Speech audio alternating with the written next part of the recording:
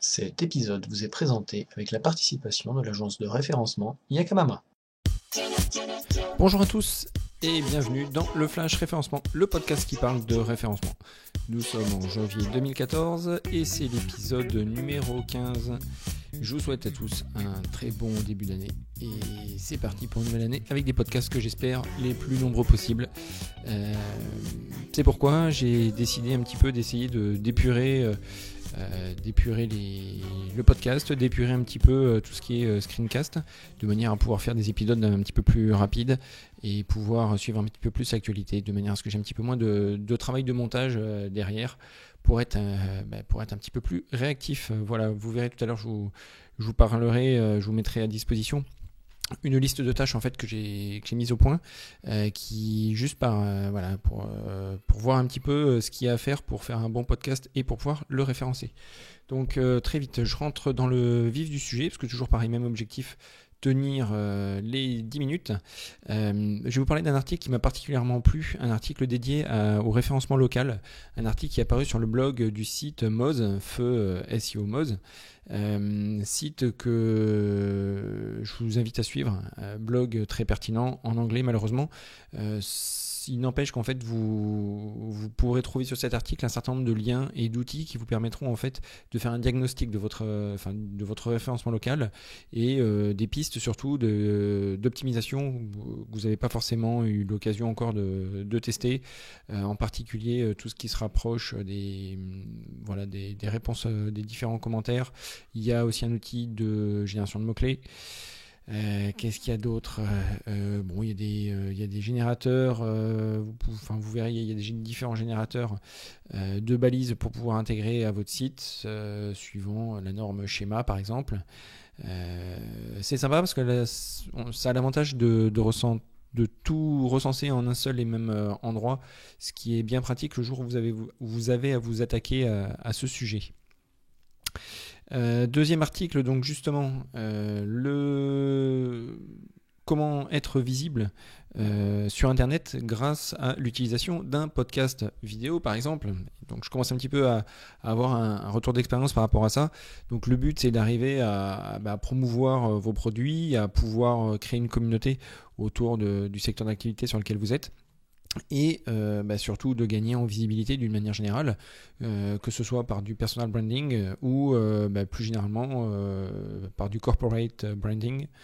Donc je vais vous mettre à disposition, vous aurez un lien en bas de l'article du podcast, d'un tableau, voire je vais peut-être même l'intégrer directement ou je ferai peut-être un article de blog, je ne sais pas trop encore, mais bon, vous trouverez un lien quand vous pourrez écouter ce commentaire, sur tout ce qu'il y a à effectuer, non seulement pour faire un podcast. Je ne vais pas du tout rentrer dans la technique sur comment mixer les choses, avec quoi enregistrer, etc. Ça n'a pas d'intérêt, d'autres l'ont fait et d'autres l'ont bien fait. Par contre, moi ce qui m'intéresse, ça va être sur tout ce qui est référencement, sur tout ce qu'il y a à faire derrière. Une fois que le podcast est fait, une fois que j'ai mon fichier, qu'est-ce que j'en fais, comment je le pousse et comment je le rends bien visible. Nouvelle actualité, je change de sujet. Vous allez bientôt avoir la possibilité, grâce à Gmail, de contacter des gens qui sont dans vos cercles, ce qui a quelque chose d'intéressant parce que vous connaissez pas la personne, vous n'avez pas de moyen de le joindre, vous avez envie de lui envoyer directement un mail via Google+. Maintenant, ça va être possible. Une fois qu'on a dit ça, bon d'accord, super, c'est pas génial. Par contre, ça va ouvrir la voie maintenant au spam. Donc, il y a le côté pile et le côté face. Le côté face, on va dire. Côté face, c'est que vous risquez d'être spammé. Vous risquez de recevoir pas mal de spam. Donc il y a une option à désactiver pour supprimer cette fonctionnalité. Je vous mettrai aussi un petit lien avec un article qui vous explique comment faire. Et le côté pile, c'est comment exploiter justement cette nouvelle fonctionnalité pour mettre en place du contact de masse, pour essayer de passer en dessous du radar, pour essayer de faire passer des newsletters, des mailing lists. Pour l'instant, j'ai pas encore vu d'article sur le sujet, mais je pense qu'il y a une voie à creuser là-dessus, donc gardez ça en tête. Si jamais vous avez de l'information là-dessus, moi je suis preneur. N'hésitez pas, je relayerai l'information et je vous ferai un petit coup de pub au passage. Voilà, donc je pense que c'est suffisamment important pour le noter, et puis pour essayer de voir ce qu'il est possible de faire avec cette nouvelle fonctionnalité. Ensuite, je vais vous parler de quelque chose qui qui est un petit peu plus large que le simple référencement. Je vais vous parler d'un podcast sur lequel moi j'ai eu un coup de cœur. C'est un podcast que j'écoute depuis un certain nombre d'années maintenant. Il s'agit des podcasts de Niptech et plus particulièrement de Nip Life. Alors pourquoi je vais vous parler de ça ? Je vais vous parler du dernier épisode qui est assez orienté développement personnel, mais j'ai trouvé qu'il y avait un parallèle assez intéressant à faire. Vous allez comprendre pourquoi. C'est qu'en fait, en gros, au cours de ce podcast, vous verrez que on parle des habitudes et on parle des bonnes résolutions. Je vous le fais court. En gros, les habitudes ne restent pas, les bonnes résolutions, ça reste pas. Par contre, si vous commencez à prendre des habitudes, si vous prenez l'habitude de faire des choses de manière répétée, au bout d'un moment, l'habitude s'installe et ça devient quelque chose de durable.